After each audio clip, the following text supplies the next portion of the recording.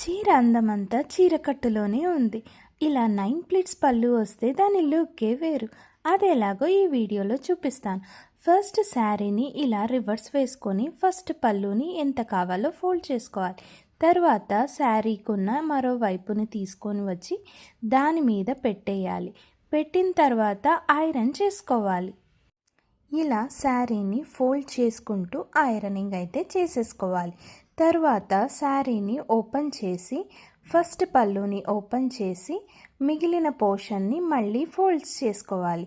Fold చేసుకున్న తర్వాత ironing అయితే ఒక్కసారి చేసేయాలి. ఇలా శారీ మొత్తాన్ని చిన్న చిన్న ఫోల్డ్స్ చేస్తూ ఐరనింగ్ చేసుకోవాలి. మనకి 9 ప్లీట్స్ రావాలి కాబట్టి ఇలా 2 ఇంచ్ వరకు ఫోల్డ్ చేసేసి ప్రాపర్గా ఐరనింగ్ చేసేసుకోవాలి. చేసుకున్నాక ఓపెన్ చేస్తే మనకి ఇలా ఫోల్డింగ్స్ కనిపిస్తాయి.